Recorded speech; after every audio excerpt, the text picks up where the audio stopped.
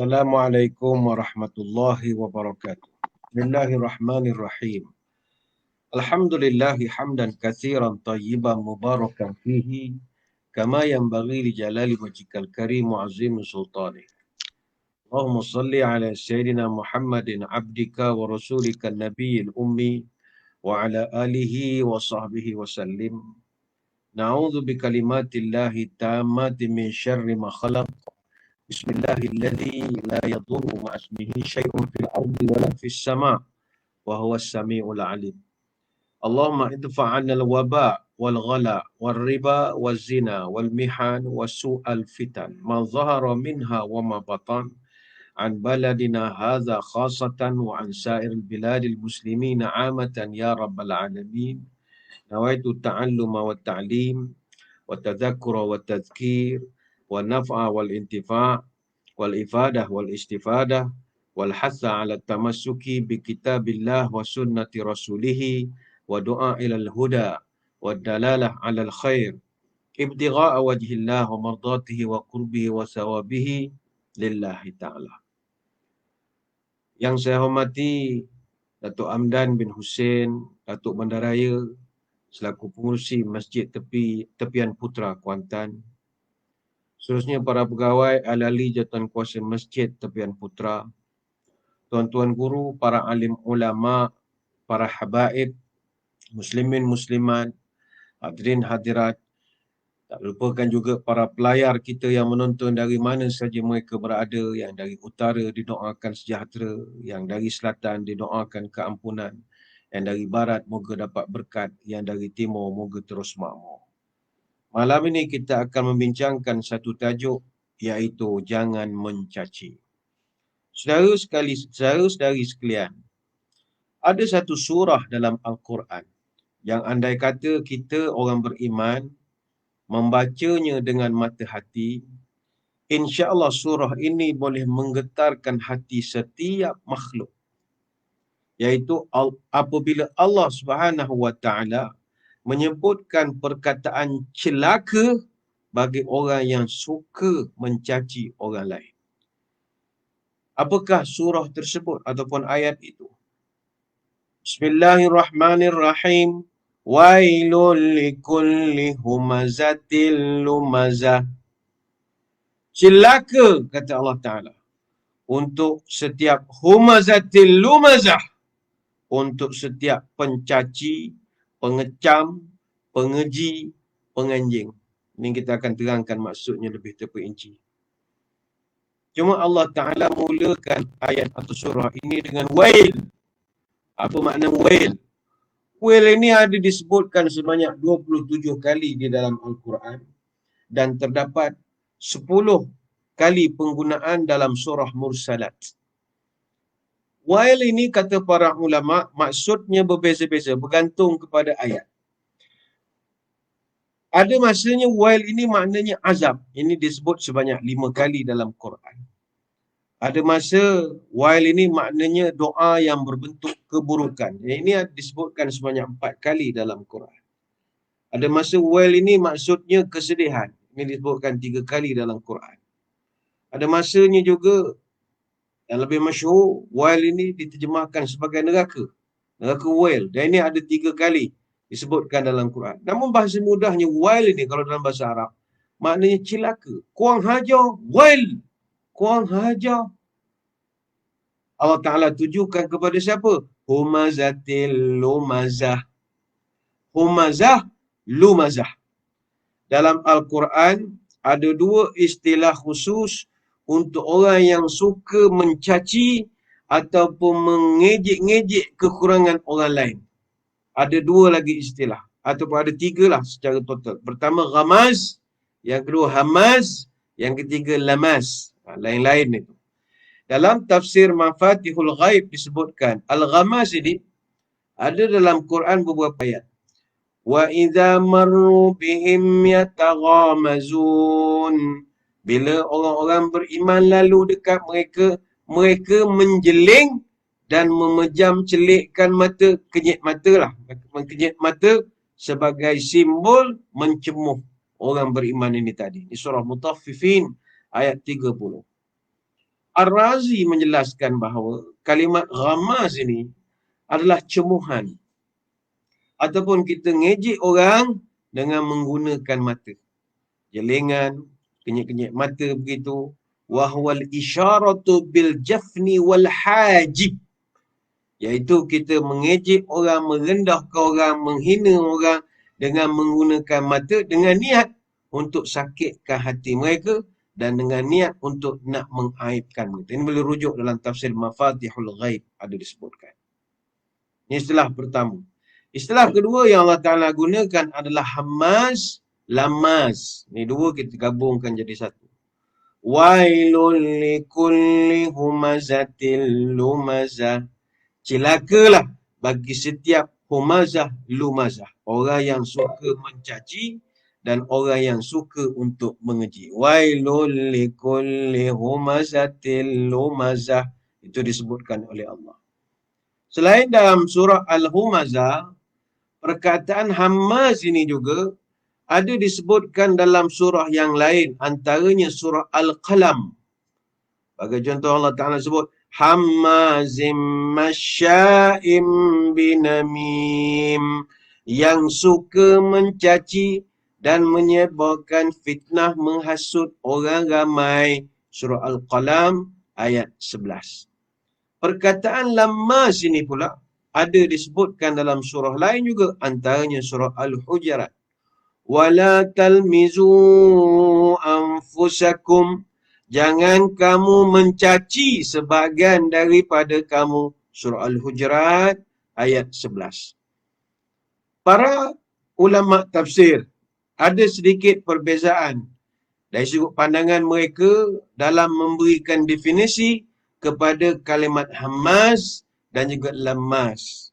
Ada ulama mengatakan, antaranya dalam pendapat Ibnu Abbas, humazah adalah orang suka mengumpat. Kalau lumazah, orang suka memalukan orang. Ada juga pendapat mengatakan humazah adalah orang yang hina orang guna tangan. Kalau lumazah, hina orang guna mulut, guna lidah, percakapan.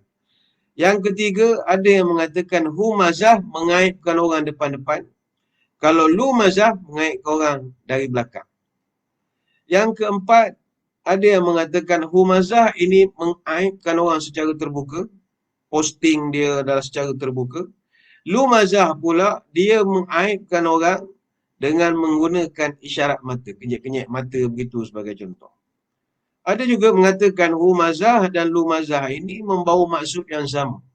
Iaitu memanggil orang dengan panggilan-panggilan yang dia tidak suka. Ada juga yang mengatakan bahawa humazah maknanya menyakitkan hati orang dengan jelingan mata. Lumazah adalah menyebut-nyebut keburukan orang dengan tujuan nak menjatuhkan aib dia. Ini pendapat Al-Hasan. Walau apa pun tafsiran dan fahaman para ulama tafsir tentang humazah, lumazah, tujuan dia tetap satu, iaitu untuk menyakitkan hati orang dan untuk nak humiliate, untuk kita nak memalukan seseorang itu, sama ada dalam ruang lingkup agama ataupun kehidupan kita ini. So itu saudara, indahnya bahasa Al-Quran. Begitu cantiknya bahasa Al-Quran, seni bahasa Al-Quran. Perkataan Hamas mirip dengan Hamas. Hamas yang di Palestin itu dekat. Hamas. Maknanya Hamas, bisikan. Bisikan. Jadi bisikan ini satu benda atau suara yang kita tak berapa jelas. Nama pun bisikan. Maka begitulah sifat yang ada pada orang yang mencaci secara halus ini. Dia tidak kedengaran sangat. Kadang-kadang tersembunyi, kadang dari belakang. Tapi dia punya cacian itu begitu membunuh sekali. Begitu juga lammas. Lammas ini menggunakan huruf lam yang begitu lembut pada sebutan kita. Maka lembut pada sebutan ini, dia nak memberi satu pelajaran dan simbolik. Walaupun lembut tapi kesannya buruk. Seolah-olah membawa sifat bermuka-muka. Nampak lembut. Macam sebutan lam, lembut saja. Tapi makna kepada lamaz itu, ini yang merosakkan masyarakat. Sebab itu percakapan yang nampak lembut, tapi kalau lahir daripada hati yang busuk, inilah orang panggil orang pura-pura ataupun orang munafik. Lidah bercabang, hati bercopang. Mulut manis, hati menengkis. Lidah lunak, hati tak cedak. Di muka elok, di belakang berkelok. Mulutnya manis, tapi hatinya bak iblis. Mulutnya ramah, tapi hatinya menyumpah. Mulutnya memuji, tapi hatinya mencaci. Mulutnya bermanis-manis, tapi hatinya dendam tak habis-habis. Depan kita mengaku sahabat, belakang kita dia menyebat. Kalau bercakap mengulum lidah, kalau berjalan menggendeng tapak. Bila berdepan mengaku teman, belakang kita dia memungkang. Ini fenomena yang kita hadapi sekarang. Apa balasan kepada orang yang suka mencaci maki, mengejek-ngejek orang ini? Allah Ta'ala sambung dalam surah yang sama. Kalla la yumbadhanna fil hutamah wa ma adraka mal hutamah narullahil muqadah allati tattali'u 'alal af'idah inna 'alaihim muqsadah fi 'amadim mumaddadah. Kalla, sesungguhnya tidak. Never, kata Allah. La yumbadhanna fil hutamah. Aku campakkan mereka ni semua ke dalam neraka hutamah. Ini orang suka mencaci. Apa benda neraka hutamah ini? Kata para ulama, hutamah ini pintu neraka ketiga.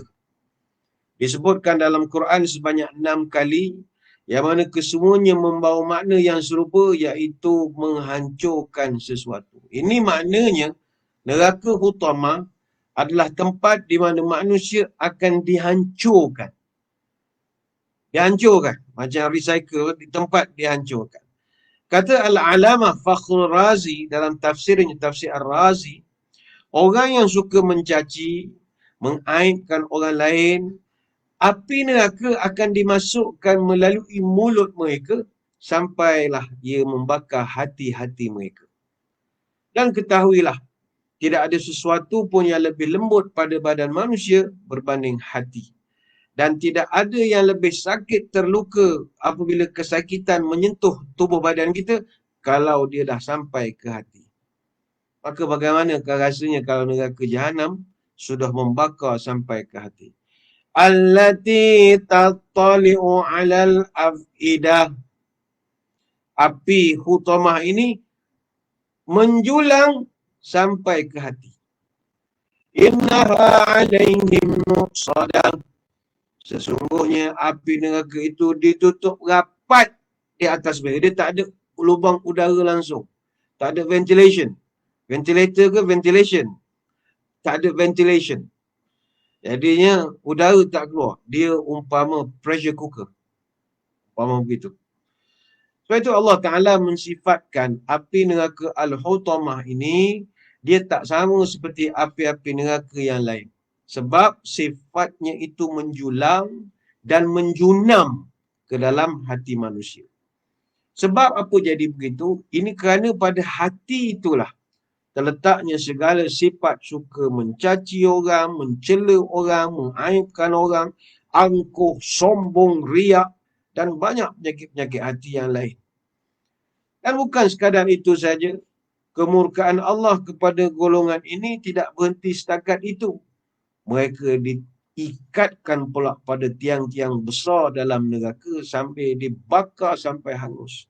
Fi amadim mumaddadah. Mereka terikat di situ pada batang-batang palang yang melintang panjang. Ini macam kena salai. Salai panjang. Kata Imam Muqatil, pintu-pintu neraka ditutup rapat terhadap mereka. Dan pintu itu pula diperkuatkan dengan pasak-pasak besi. Pintu-pintu itu tidak dapat dibuka langsung, hatta angin pun tak dapat melaluinya. Jadi bayangkanlah saudara, betapa dahsyatnya neraka Al-Hutamah ini yang disediakan oleh Allah kepada golongan yang suka mencaci maki. Dan Allah akan tambahkan penderitaan orang-orang ini dengan seksaan yang pelbagai. Sebab itu kita mohon pada Allah, moga Allah menyelamatkan kita daripada segala keburukan lidah kita dan juga lidah orang lain. Kita berdoa supaya kita ni jauh daripada jadi perangai begitu. Sebab itu sekarang ni kita tengok orang muda-muda lah, bukan semua. Kadang-kadang dalam Facebook, dalam Instagram, dalam Twitter. Awak umur muda-muda tapi caci maki orang-orang yang lebih tua daripada kita ni tak berapa manis, tak berapa sesuai. Macam mak bapak tak ajar. Kita hidup ni biarlah kita kurang harta, jangan kurang ajar.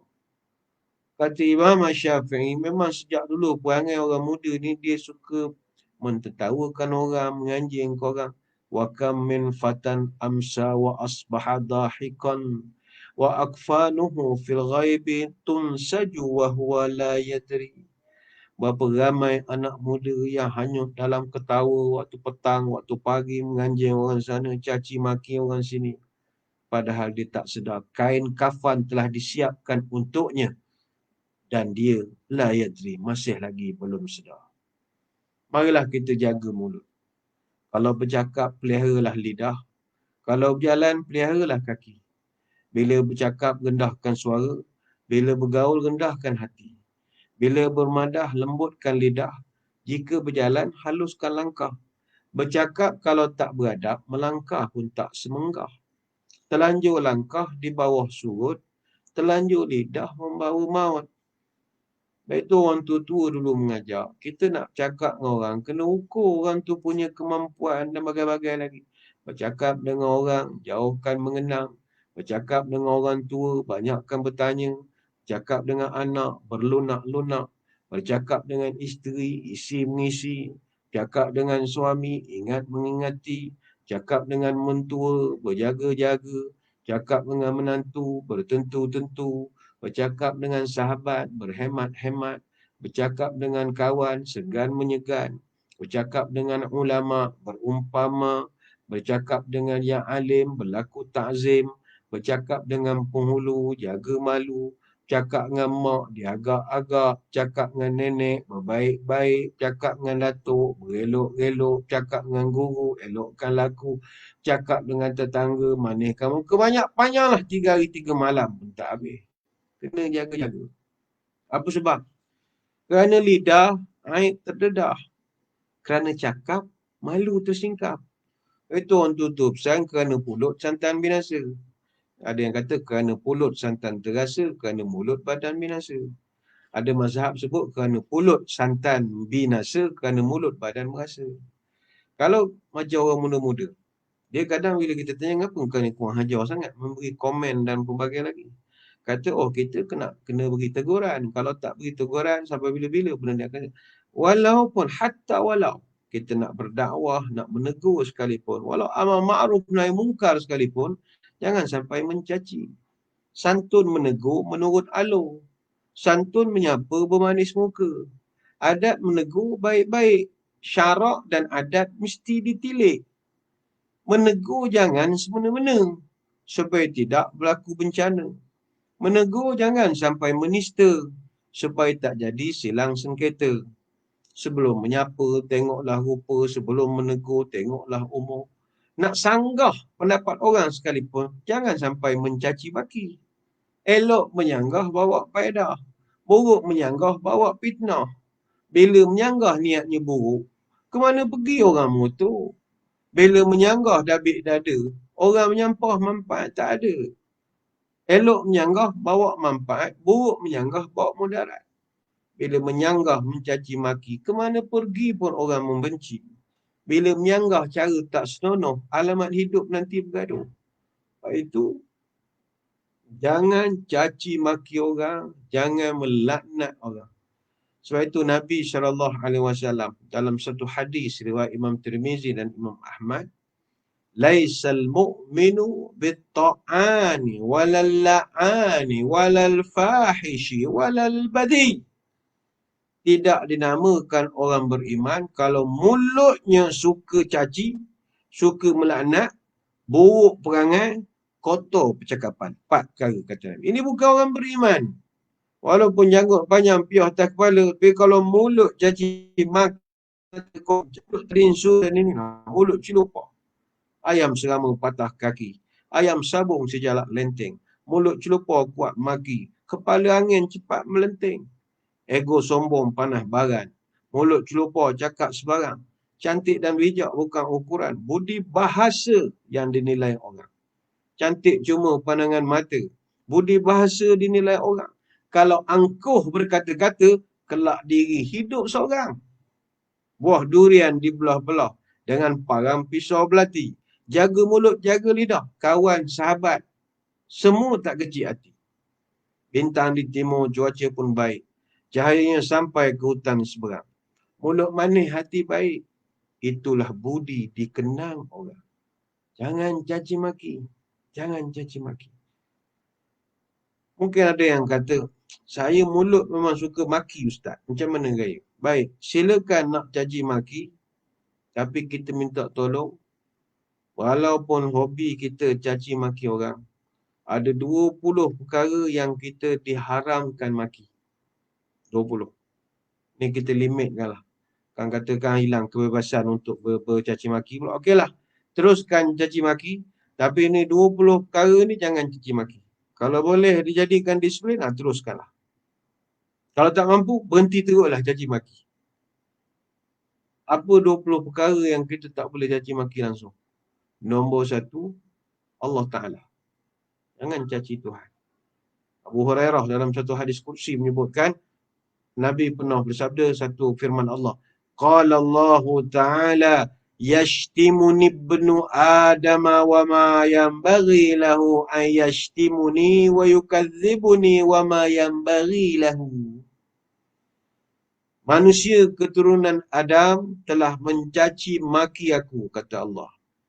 Padahal aku tidak layak pun untuk dicaci maki. Mereka juga menuduh aku ini berdusta. Padahal tidak sepatutnya dia mendustakan aku. Hadis riwayat Imam Bukhari. Jadi pertama sekali yang kita kena jaga jangan maki hamun adalah Allah Ta'ala. Mungkin ada orang heran, macam mana pula orang boleh caci maki Tuhan pula Ustaz? Tak betul ada ke orang caci maki Allah Ta'ala? Benda tak kena ke kita ni, kita memang payah sikit nak reti bahasa bab-bab macam ni. Kebiasaannya bukan semua. Orang caci maki Allah Ta'ala ni kalau dia kehilangan benda paling dia sayang. Dalam keadaan dia pula serve untuk agama. Itulah masa akan berlaku, dia akan maki Allah Ta'ala. Dan ini pernah berlaku. Ahli jawatankuasa masjid yang begitu komit dengan aktiviti program di masjid. Tiap-tiap hari semayang di masjid. Tapi cucunya satu hari yang dia jaga di rumah. Masa dia pergi semayang masjid, cucu dia tinggal agak keluar rumah. Langgar dia motor meninggal. Ringkas cerita meninggal. Jadi dalam keadaan, ialah cucu. Kerana dia terlampau sedih, terkeluar daripada mulutnya perkataan. Dia kata, engkau tak payahlah sibuk sangat dengan Tuhan. Aku sembah dia, jaga rumah dia, tak ambil allowance bagai-bagai. Takkan cucu aku seorang pun dia tak boleh jaga. Nampak?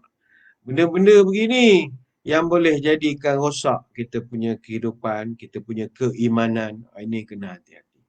Jangan sampai begitu. Kalau kita kehilangan anak, kehilangan cucu, ketahuilah bahawa kita tidak sendirian di dalam kehidupan ini. Sebab itu bagi orang yang Allah Ta'ala uji anaknya meninggal masa kecil, Allah Ta'ala akan sediakan untuk dia satu nikmat di syurga nanti yang orang lain tidak dapat benda ini. Apa kata? Ibnu li'abdi baitan fil jannah wasammuhu baital hamdi. Hadis panjang Allah Ta'ala ketika menitahkan malaikat cabut nyawa budak-budak yang meninggal kecil ini. Jadi Allah Ta'ala tanya kepada malaikat ini dah selesai tugas apa semua. Dia tanya, dan bagaimanakah orang yang kamu cabut nyawa anaknya itu, bagaimanakah respon mereka ketika kamu cabut nyawa mereka? Maka kata, fayaqulun hamidaka wastarja'a. Mereka kami dapati, ya Allah, hanyalah mengucapkan Alhamdulillah, memuji-mujimu dan membaca Inna Lillah wa Inna Ilaihi Raji'un. Maka kata Allah, kalau begitu sediakan untuk dia satu rumah dalam surga dan tuliskan di pintu masuk surga rumahnya itu dengan perkataan Baital Hamdi, iaitu rumah puji-pujian. Ni Allah Ta'ala pujilah kepada orang ini. Jadi ini yang pertama yang kita tak boleh caci maki. Yang kedua yang kita tak boleh caci maki adalah Tuhan yang disembah selain daripada Allah. Ini kena fahamkan betul-betul. Maknanya kita di sekeliling kita, kita duduk dalam masyarakat yang pelbagai agama. Sekarang ni kita di seluruh dunia ada 9,900 agama di seluruh dunia. 70% manusia di dunia memeluk 5 agama utama. Islam, Kristian, Hindu, Buddha, Yahudi. Dan ini agama yang kita kenal. Tetapi ketahuilah bahawa di luar sana ada banyak lagi agama-agama yang kita tak pernah jumpa pun. Ada agama-agama pagan, agama Tengrikyo, Chaudai, Aikwan, Mandisma, Rastasfari, Ratana, Scientology, Yazidism, Wicca, Zoroaster dan bagai-bagai. Tak masuk ayah pen lagi lah. Banyak betul. Sebab itu agama-agama ini dia ada kepercayaan dia. Tuhan dia, dewa dia dan sebagainya lagi. Dan bagi kita orang Islam, kita dilarang caci maki sembahan orang itu. Ini toleransinya agama kita ini. Dalam Quran, Allah Ta'ala mengajarkan dalam surah Al-An'am ayat 108. وَلَا تَسُبُّوا الَّذِينَ يَدْعُونَ مِن دُونِ اللَّهِ fayasubbullaha adwan bighairi ilm. Jangan kamu caci maki sembahan-sembahan yang mereka sembah selain Allah. Kerana mereka nanti akan memaki Allah dengan melampau batas tanpa ilmu. كذلك زينا لكل أمة عملهم ثم إلى ربهم مرجعهم فينبئهم بما كانوا يعملون. Demikianlah kami jadikan setiap umat menganggap baik segala pekerjaan mereka. Kemudian kepada Tuhan mereka lah mereka kembali. Lalu diceritakan kepada mereka apa yang telah mereka kerjakan. Surah Al-An'am ayat 108. Wala tasubbu. Jangan kau caci maki sembahan orang lain. Apa tujuannya? Bukan kerana Allah Ta'ala takut. Tidak. Tapi kalau mau maki Tuhan orang, orang akan maki pula Allah. Sanggup kita mendengarnya? Tak sanggup. Itu jangan maki. Bukan kita setuju dengan sembahan itu. Tidak. Kita nak mengelakkan Allah Ta'ala ni jadi caci makian orang-orang lain. Dek kerana kita maki Tuhan mereka. Kita dalam konteks di Malaysia ini, Bandaraya Kuantan ini, kita duduk dalam masyarakat yang multi-ethnic, multi-religious, menyebabkan kita mesti belajar untuk saling hormat menghormati. Bagi rakan-rakan kita dalam konteks masyarakat Tionghoa, orang Cina, mereka kalau kita tengok tempat sembahan mereka yang rumah merah yang kecil itu, mereka ada hormat kepada dewa tanah ataupun Tu Di Gong. Tu Di Gong ni dia ada buat tokong khas untuk menghormati figur-figur tertentu dalam orang Melayu. Dia orang Cina ni dia banyak feng shui, kepercayaan dia kepada tuah daripada orang Melayu dan bagai-bagai. Benda ni kita hormati, tidaklah kita ketawakan. Kalau Datuk Gong Melayu tu memang wujud betul. Dalam erti kata mereka begitu menghormati. Kita jangan ingat rakan-rakan kita masyarakat Tionghoa ni tak percaya kepada akhirat. Jangan. Mereka kepercayaan pada akhirat ada. Cuma tak diasahkan dengan baik saja. Kalau kita pergi ke Singapura, nanti kalau ada rezeki, cuba singgah di Haw Par Villa, dekat dengan Pasir Panjang, Singapura. Orang Singapura panggil Ho Ban Ho. Dia ada buat satu pameran mitos masyarakat Cina. Dia antara yang dia menarik, dia buat pameran itu The Chinese 10 Courts of Hell. Pintu neraka ni ada penjaganya Nia Tao namanya. Kepalanya kepala pada lembu. Dan ada satu lagi jaga namanya Mamian. Mamian ni muka macam kuda. Jadi kedua-dua penjaga ni akan bawa orang ni ke neraka ni pergi ke Nai Hi Chiao. Macam satu jambatan neraka. Dia ada 18 peringkat dalam neraka ini dan ada 10 mahkamah yang seorang kena lalui. Surga bagi mereka ada 36 tingkat. Ialah, jangan kita ingat dia orang tidak ada kefahaman tentang akhirat. Itu yang kedua. Yang ketiga, yang kita tak boleh caci maki adalah orang Islam. Orang itu tak dibenarkan caci maki. Sibabul muslimi fusuqun wa qitaluhu kufrun. Mencaci maki sesama orang Islam adalah fasik dan memerangi orang Islam adalah kafir. Hadis riwayat Imam Bukhari. Itu yang ketiga. Yang keempat yang kita tidak boleh caci maki adalah penyakit. Penyakit. Tak boleh caci maki. Khususnya dalam hadis disebut penyakit demam. Tak boleh caci maki. Kata Jabir bin Abdullah radhiyallahu anhu, Nabi pernah menyebut, la tusabbil humma fa innaha tuzhibu khataya bani Adam kama yuzhibul kiru khabasal hadidi. Jangan kamu caci maki penyakit demam, kerana demam ini dapat menghilangkan dosa-dosa anak cucu Adam sebagaimana alat peniup api yang menghilangkan karat pada besi. Hadis riwayat Imam Muslim. Sebab itu kalau kita demam, kita sakit, kita semua, janganlah caci maki. Syukur pada Allah. Kita sakit, tak seteruk Nabi SAW. Tuan-tuan sekalian, Nabi kita, Allah Ta'ala uji, dia kalau sakit, sakitnya 2 kali ganda berbanding kita. Kata Abdullah bin Mas'ud, dia cerita dia pernah jenguk Nabi SAW ketika Nabi jatuh sakit. Dan dia pegang kepada Nabi, dia rasa panas sangat. Sehingga dia kata, ya Rasulullah, innaka latu'aku wa'kan syadidan.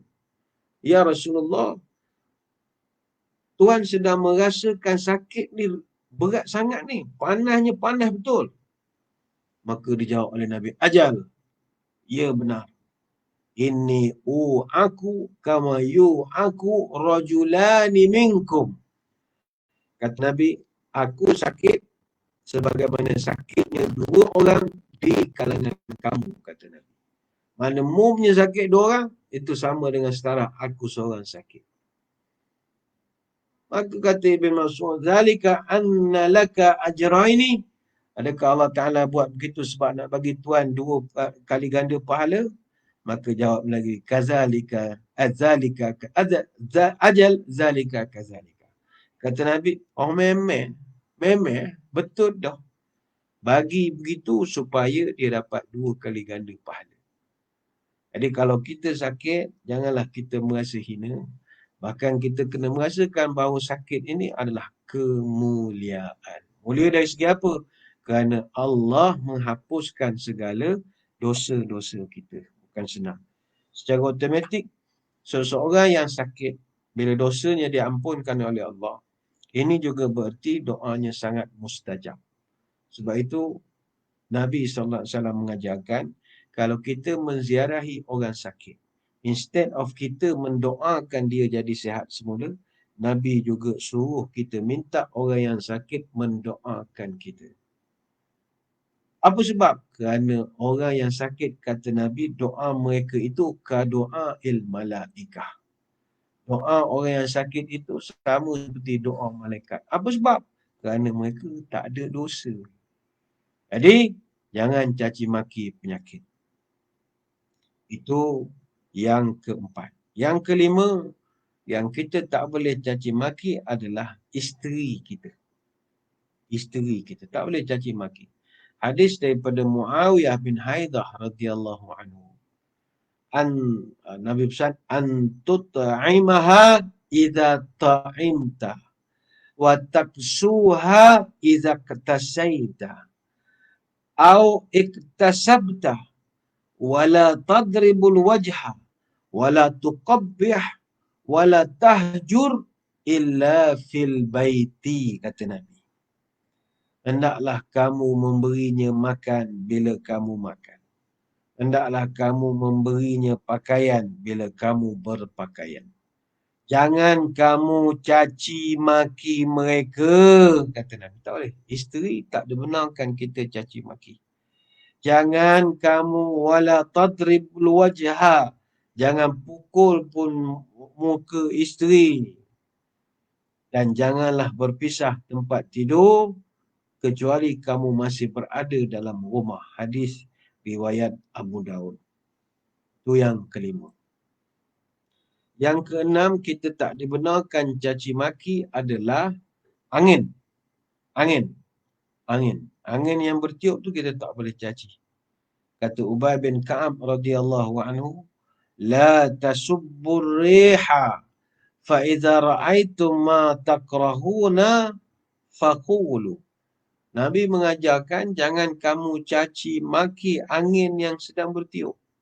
Kalau kamu melihat sesuatu perkara yang tidak kamu sukai, maka berdoalah dengan satu bacaan, iaitu Allahumma inna nas'aluka min khairi hadhihi rih wa khairi ma fiha wa khairi ma umirat bihi wa na'udzu bika min syarri hadhihi rih wa syarri ma fiha wa syarri ma umirat bihi. Ya Allah, kami memohon kepadamu sebahagian daripada kebaikan angin ini dan kebaikan apa yang terkandung di dalam angin ini dan juga kebaikan apa yang diperintahkan hadir bersama dengan angin ini. Dan kami berlindung kepadamu daripada keburukan angin ini, keburukan yang terkandung di dalamnya dan keburukan yang diperintahkan hadir bersamanya. Hadis riwayat Imam At-Tirmizi. Jangan caci maki angin. Oh, sejuk lah, jangan. Bukan tak boleh kata sejuk, nyumpah sejuk. Dia jarang duduk luar negara. Bila pergi luar negara, tiba musim winter, musim syita. Jadi dia keluar pada rumah pakai t-shirt pagoda. Dia buat macam duduk di Kuantan. Tak jadi musim sejuk. Pakai pakaian yang sesuai. Ini tidak ada maki hamun. Allah serabut lah duduk negara macam ni. Salji lah. Mana boleh? Kita tak boleh caci angin sejuk. Cuaca kita diam saja. Diam saja. Tak tahan sejuk, pakai jaket tebal. Kalau panas, buka jaket, pakai t-shirt saja. Benda-benda boleh hejah. Tak perlu nak caci maki pun. Itu yang keenam. Yang ketujuh, kita tak dibenarkan caci maki adalah syaitan. Syaitan. Mungkin ada yang terperanjat. Oi, tak boleh maki syaitan. Tak boleh. Ada satu hadis daripada Abu Hurairah radhiyallahu anhu. Nabi pesan pada kita, la tasubbu syaitana wa ta'awwadhu min syarrihi. Kata Nabi, jangan mu caci maki syaitan. Tapi yang kau kena buat adalah minta perlindungan kepada Allah daripada kejahatan syaitan. Jangan caci maki dia. Kita minta Allah jauhkan kita daripada kejahatan syaitan itu sendiri. Itu ada satu kisah pernah berlaku seorang sahabat radhiyallahu anhu.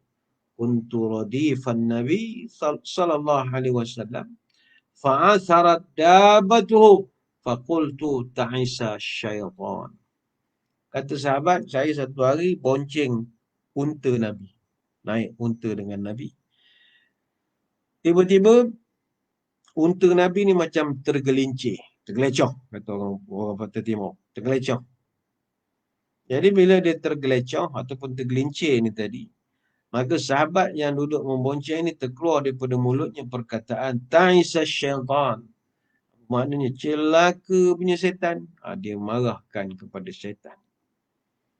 Ketika Nabi mendengar celaan laki-laki ini, apakah reaksi Nabi? Nabi marah. La taqul ta'isa syaitan. Fa innaka qulta dhalika ta'azama hatta yakuna mithlal bait wa yaqulu biquwwati. Kata Nabi, jangan kau bila berlaku satu-satu aksiden ke terperanjat ke terus sebut celaka setan. Jangan.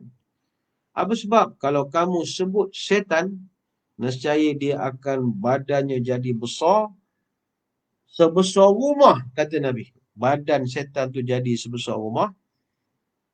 Dan dia akan berbangga-bangga dengan makhluk yang lain mengatakan, wa yaqulu biquwwati. Apa yang berlaku unta Nabi tergelincir tadi?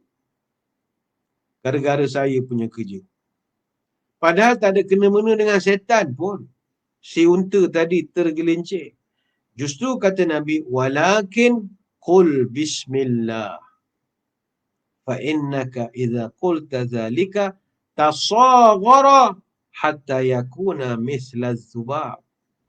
Tapi kata Nabi, yang kamu kena ucapkan adalah Bismillah. Iaitu bila kamu ucapkan Bismillah ini, maka syaitan akan mengecil sehingga sebesar lalat saja, kata Nabi. Hadis riwayat Abu Daud. Sebab itu, saudara-saudari sekalian, secara asasnya kita kena faham bahawa syaitan memang mengganggu kita dalam kehidupan seharian. Dia kencing dekat telinga kita, dia tidur dalam lubang hidung kita. Dan ini ada hadis-hadisnya. Pernah diberitahu kepada Nabi, zikra inda Rasulullahi rajulun nama laylata hatta asbaha qala zalika rajulun bala syaitanu fi udunai. Nabi pernah diberitahu ada seorang lelaki tidur je kerja daripada malam sampai ke pagi. Maka kata Nabi, zaka rajulun bala syaitan fi udunai. Lelaki itu telah dikencing oleh syaitan di dalam telinga. Hadis riwayat Muslim. Ini jahatnya syaitan. Itu juga dia tidur dalam lubang hidung kita. Idza staiqadha ahadukum min manamihi falyastansir thalatha marat. Fa inna syaitanu yabitu ala khayashimihi. Bila kamu bangun dari tidur, taklah masukkan air ke dalam hidung sebanyak 3 kali kerana tadi malam syaitan telah tidur di dalam lubang hidung kamu. Hadis riwayat Imam Muslim. Walaupun kejahatan-kejahatan itu kita tak perlu nak menyebut sangat. Sebab itu saya bersetuju kalau macam pandemik yang sedang melanda sekarang ni, COVID-19. Jangan disebut-sebut sangat. Sebab itu Nabi pun pesan, setan pun jangan disebut sangat. Kita minta jauh daripada kejahatan dia je. Sikit-sikit, oh setan jatuh. Nak apa kena-mena dengan setan? Jadi benda-benda tak baik ni, tak payah kerap sangat sebut. Nanti dia jadi COVID-19 pun tak payah sebut lah. Panggil lah Cik V ke apa. Cik V tak sesuai pula. C19 ke. Pulang lah. Tak payah sebut. Sama juga macam kita masuk hutan. Orang tua besar masuk hutan. Jangan sebut rimau. Tak boleh. Sebut gajah. Tak boleh. Apa sebab tak boleh? Dia datang. Ni petua orang tua. Kalau tuan tak percaya, try lah sekali. Masuk hutan cuba sebut rimau sikit. Tak keluar dah. Ni orang tua punya ilmu. Itu benda-benda tak elok ini tak payah nak disebut-sebut. Ya. Itu yang ke-7. Yang ke-8. Apa perkara yang kita tak boleh nak caci maki? Ayam. Nampak mudah saja. Ayam. Kata Zaid bin Khalid radhiyallahu anhu, la tasubbud dika fa innahu yuqidhu lis-salati. Mu jangan caci maki ayam kerana ayam itu sifatnya membangunkan orang sembahyang. Hadis riwayat Abu Daud. Itu sekarang ni ada orang dia hina je ayam. Caci maki, tidaklah caci maki, pandang rendah pada ayam. Macam kita kalau masjid tepian Putra ni payah main online-online ni. Kalau bersemuka, habis ceramah, terus pergi kedai arak sebelah, dalah. Bentanglah nasi arak. Ada setengah ni, bila bentang nasi arak ayam, pandang. Dia muncul mulut itu, macam tak sedap lah, macam tak masuk surga lah kalau makan mandi ayam ni. Makan mandi chicken. Tapi kalau makan kambing, wow, Masya Allah. Oh, rasa macam dah duduk di depan pintu surga. Jangan. Ramai sekarang orang tak makan ayam sebab mereka merasakan kononnya makan kambing lagi sunnah. Ini tak mengaji. Orang tak mengaji ni payah kita nak membetulkannya. Nabi SAW pun makan ayam. Apa masalahnya? Kata Abu Musa al-Asy'ari radhiyallahu anhu, ra'aitu Rasulullah sallallahu alaihi wasallam ya'kul lahmad dajjajin. Aku biasa tengok Nabi makan daging ayam, tak ada masalah. Masalah kita pula kalau orang masjid ni kalau dah makan kambing rasa macam masuk surga lebih pada penceramah, lebih pada Tok Imam lagi dia punya perasaan. Berlemir mulut minyak. Oh, masuk surga lah kita makan kambing. Janganlah begitu. Ingat kata Anas bin Malik radhiyallahu anhu, ma akala an-nabiy sallallahu alaihi wasallam khubzan muraqqaqan wala syatan masmutatan hatta laki Allah. Kata Anas bin Malik, dia ada hak bercakap sebab dia pembantu peribadi Nabi. Selama saya kerja dengan Nabi, saya tak pernah tengok, kata dia, Nabi makan khubzan muraqqaqan, roti yang empuk, yang lembut macam gardenia kita, tak pernah. Dan Nabi wala syatan masmutatan, sepanjang saya kerja dengan dia, saya tak pernah tengok dia makan kambing panggang hatta laki Allah, sampai dia meninggal, sampai dia wafat, saya tak pernah tengok. Jadi tuan-tuan nak makan kambing, makan lebih muka je lah. Perasan sangat boleh masuk surga lebih pada untuk imam lah. Kita boleh lah begitu. Soalan kita, orang kita kalau buat makan ni, Masya Allah. Peluh kira makan berselera. Masa makan bersembah peluh. Bila bekerja asyik mengeluh. Pucuk lebah gading gajah. Bekerja segan, makan kagak. Kalau majlis kita ni ada makan, banyak lauk, lama duduk. Banyak kuih duduk, tak beralih. Jadi, jangan kita menghina ayam. Dek kerana kita menyangka ada haiwan lain yang lebih mulia pada ayam. Jangan begitu. Ayam juga haiwan yang barakah. Mungkin ada orang kata, ni kambing barakah. Ayam pun barakah juga. Berkat. Apa sebab ayam berkat? Nabi pernah sebut, "Idza sami'tum siyahad dikati fas'alullah min fadlihi. Fa innaha ra'at malakan." Kata Nabi, bila kamu mendengar ayam berkokok, maka Tuhan angkat tangan berdoa kepada Allah sebab ketika ayam berkokok itu, dia sedang melihat malaikat. Nampak? Ayam nampak malaikat. Kucing yang tuan-tuan sayang bagi nak buka akaun Instagram, tu tak tahulah nampak ke tidak malaikat. Tak pula dinyatakan dalam hadis. Beli ayam, beli ayam. Tapi kata Nabi, wa idza sami'tum nahiqal himar, kalau mu mendengar keldai merengek, biasa kita dengar, fata'awwazu billah minasyaitan.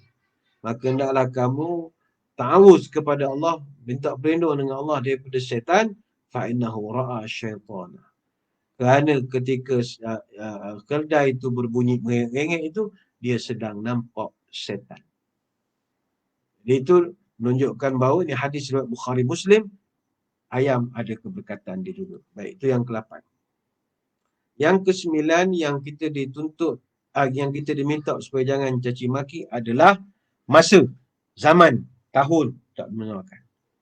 Kata Abu Hurairah, qala Allah Azza wa Jalla, yu'dhini ibnu Adam yasubbu dahra wa ana dahru biyadil amru uqallibul lail wan nahar. Allah berfirman dalam hadis qudsi, anak cucu Adam dia mencaci maki aku. Apa sebab? Kerana dia mencaci zaman. Padahal akulah pencipta zaman. Di tanganku segala urusan. Aku yang membolak-balikkan siang dan malam, kata Allah. Di hadis riwayat Bukhari. Sebab itu tak boleh kita, tak tahu, tak ada masalah. Tak boleh kita kata, tahun 2020 adalah tahun paling bengong sekali. Jangan begitu. Dek kerana marah ke COVID-19, janganlah panggil tahun 2020 tahun paling bengong sekali. Ini zaman gila. Tak boleh menyalahkan zaman, tahun, masa.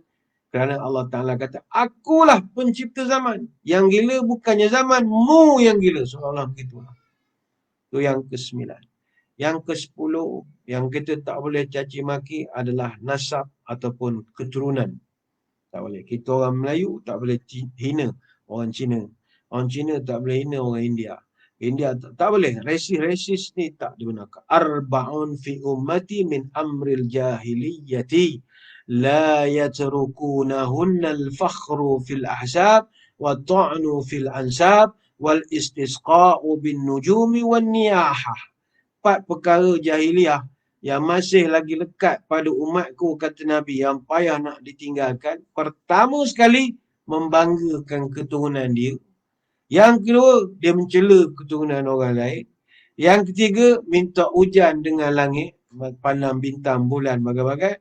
Yang keempat, merintih bila ada kematian. Ini hadis riwayat Imam Muslim. Lepas itu kita kalau keturunan tertentu, jangan hina keturunan orang. Tak boleh. Dan jangan nak belagak-lagak sangat dengan keturunan kita. Semua itu tak dibenarkan di dalam agama kita. Jadi agama buat semua perkara ini, tuan-tuan perempuan sekalian, adalah untuk memberikan kita ini keharmonian dalam kehidupan. Kalau kita perasan, daripada 10 perkara yang kita terangkan pada malam ini, semuanya nak menjurus kepada keharmonian. Kita tak boleh hina Tuhan agama lain. Bukan kerana kita mengalah. Tak. Keharmonian. Kita tak dibenarkan hina keturunan orang. Ini semua untuk keharmonian. Yang kita tengok orang India, mamak macam-macam, kita pun hina. Kita nampak orang Jawa, orang ini suruh balik Indonesia. Apa masalah kita sebenarnya? Jumpa orang kampung, ni orang kampung apa ni, balik semula ke Sumatera. Kenapa ada kesombongan di dalam percakapan? Sebab itu kalau kita melihat daripada sudut agama, itu tak sepatutnya berlaku. Tak sepatutnya berlaku. Maka inilah 10 perkara yang dilarang oleh agama kita daripada kita mencaci maki. Kita tak dibenarkan untuk mengata kepada benda-benda ini. Walaupun tadi kita sebutkan ada 20 perkara yang dilarang dicaci maki dalam agama kita. Namun saya kira kita bincangkan dulu setakat 10 ini. InsyaAllah pada kesempatan akan datang kalau ada rezeki, kita akan sambung lagi lah untuk 10 yang seterusnya. Saya kira sekadar itulah saja sembang-sembang kita pada kesempatan malam ini. Sekali lagi saya mengucapkan ribuan terima kasih kepada pihak Masjid Tepian Putra yang berjaya menganjurkan majlis pada malam ini. Sekali lagi kita ucapkan terima kasih dan juga tahniah kerana penganjuran majlis yang kreatif ini. Dan sebelum kita berpisah, marilah kita sama-sama menadah tangan berdoa. Semoga pertemuan kita ini sama-sama diberkati oleh Ilahi. أعوذ بالله من الشيطان الرجيم بسم الله الرحمن الرحيم اللهم إنا نسألك من الخير كله وعاجله وآجله ما علمنا منه وما لا نعلم ونعوذ بك من الشر كله عاجله وآجله ما علمنا منه وما لا نعلم اللهم إنا نسألك من خير ما سألك عبدك ونبيك ونعوذ بك من شر ما عاذ به عبدك ونبيك اللهم إنا نسألك الجنة وما قرب إليها من قول أو عمل ونعوذ بك من النار وما قرب إليها من قول أو عمل ونسألك أن تجعل كل قضاء قضيته لنا خيرا. Ya Allah, kami mohon padamu surga dan apa jua yang boleh mendekatkan kami kepadanya, sama ada dengan ucapan atau perbuatan. Kami juga berlindung kepadamu daripada neraka dan apa yang boleh mendekatkan kami kepada neraka, sama ada disebabkan ucapan atau perbuatan. Dan kami mohon kepadamu semua yang takdir yang baik-baik yang kau tentukan kepada kami. Subhanakallahumma wa bihamdika nashhadu an la ilaha illa anta nastaghfiruka wa natubu ilaik. Wa sallallahu ala sayyidina Muhammadin wa ala alihi wa sahbihi wa baraka wa sallam. Walhamdulillahi rabbil alamin. Sekadar itu, wabillahi taufiq wal hidayah. Wassalamualaikum warahmatullahi wabarakatuh. Wallahu a'lam.